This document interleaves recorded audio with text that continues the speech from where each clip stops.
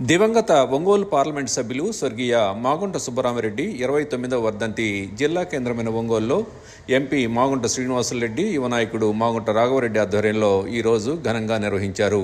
స్థానిక రామ్నగర్లోని మాగుంట కార్యాలయంలో సుబ్బరామిరెడ్డి చిత్రపటానికి పలువురు పూలమాలలు వేసి ఘనంగా నివాళులర్పించారు.